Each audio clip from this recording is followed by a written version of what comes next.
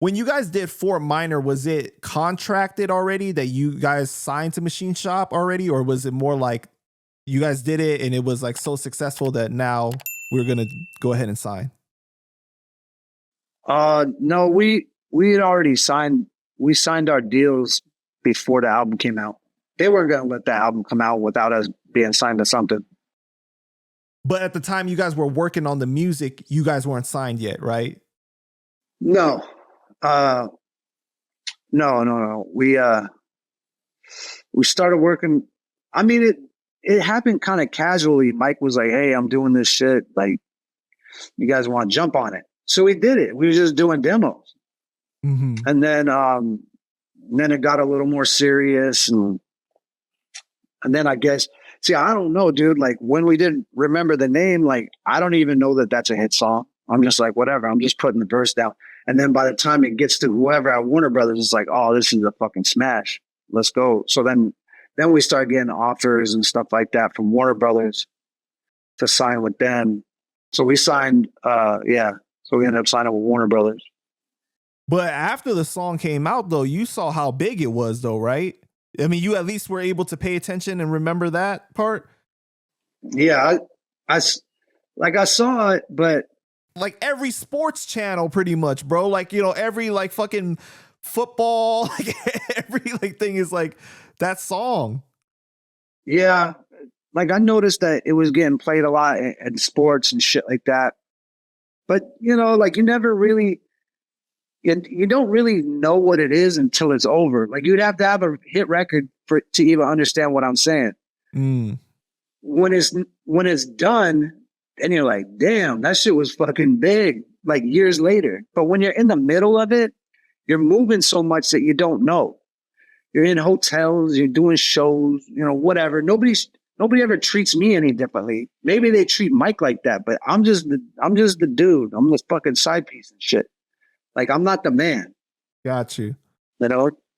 And also social media was different at that time too. Like right. It's not like it is now where it's like clearly like you'll see like posts that says like, oh, it's like really blowing up, like, you know, on that kind of level, or like people making a real big deal. I mean, at that time, what was there? MySpace and Facebook? Right. So I didn't know. I wasn't on that shit like crazy. Like I didn't really see any of that. You know, obviously when we do the shows, the crowds would be crazy and shit like that. You know, we had crazy shit happen when like we would go, like we flew to Thailand. We were in Bangkok, and it was like the fucking Beatles, dude. Like, you know, fucking, they wouldn't let us get off the plane because there were so many fans inside of the airport, because they let them do that over there. Like they don't do that here. But it was crazy, dude. They're just jammed in the airport with signs and all kinds of stuff. So we did our immigration on the plane, come straight off the plane into a caravan surrounded by police motorcycles that jam us through Bangkok. Bangkok's one of the most congested cities on the planet. And they're blocking the streets for us. Like the president's there or something. Going to like the hotel where like the king and queen, because, you know, Thailand's like a monarchy and they have like a special hotel for that. It's just wall to wall marble. It was us and G Unit. We were on tour with G Unit in 50. And so like we walk into the hotel and there's ice sculptures of us and shit. Like as soon as you walk through the entrance, there's an ice sculpture of Fort Minor and 50 Cent and shit. That type of shit is huge. Like landed in China, and like there's just so many things. We had to push our way through baggage claim. There's so many fans. Then you get into the car and then they're in cabs following you in the cab and playing your music out the window and showing signs out the window. You know, like stuff like that is like big. But I thought that was only, I mean, that was really in the rest of the world. In America, they don't treat you like that. So it's hard to tell in America if it's just popping or not. But, you know, for you at that time to see that kind of interaction with like people that barely speak English, obviously at the shows, they're probably singing the words like word for word, right? Yeah. You know, or mouthing it at least or whatever. What was that experience like for you to see that? Well, I'll tell you a crazy one. So we're performing in Malaysia. And Malaysia, is a majority Muslim country. So 5 minutes. I did not know that. Yeah. So like the women wear like, you know, the head, like the, not like what they do in other Muslim countries, but you can see their faces and stuff, but their heads are covered. And so we were there, and 5 minutes before we go on, our tour manager says to me, "Oh, by the way, it's a Muslim country. You can't cuss. Like if you cuss, you could get arrested." I was like, "Oh shit, how am I gonna remember not to cuss?"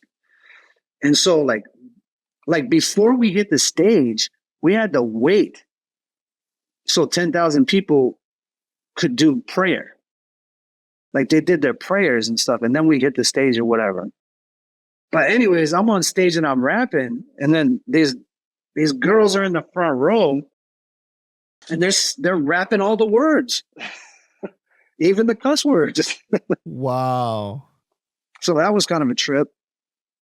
What was it like touring with G Unit though? Did you have any interactions with them? Yeah, man, them dudes are mad cool. They were super cool, like all the way around. Their security was cool.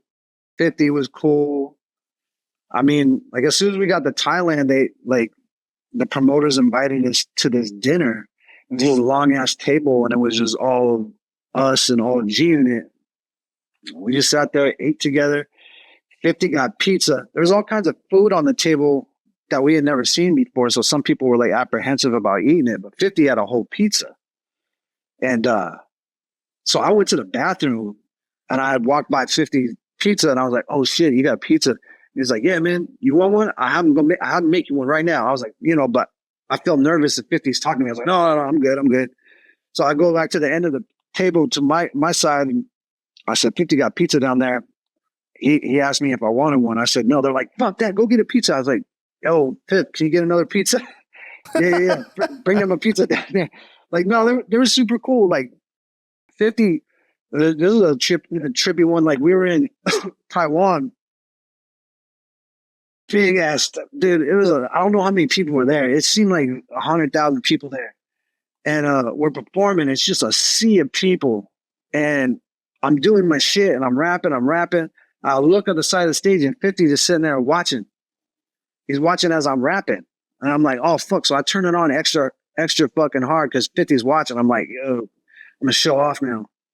And after I get off stage, 50 was like, yo, come back to the dressing room and shit. I want to say what's up, whatever. So we did. We go back to the dressing room, take a bunch of pictures and stuff like that. And he was like, I didn't really have any idea who you guys were, but I didn't know you guys were coming like that because we had a full band. We have all kinds of stuff, background singers and shit. So, yeah, it was cool touring with those guys. That's dope, man. Wow. And then obviously he became... Well, at that time, he was already huge, right? This is what, 2005, 2006? Yeah, 2005, 2006. He was already big. Yeah, so The Massacre was already out. He already sold tons of records off of that second album. Wow. Well, the thing was like, so, like 50 in the States was the biggest thing. But in overseas, he wasn't as big as he is like in the United States. So when we got over there, it wasn't like we were opening for him. It was like both we were at the same level as far as like co-headlining. Co-headlining, yeah.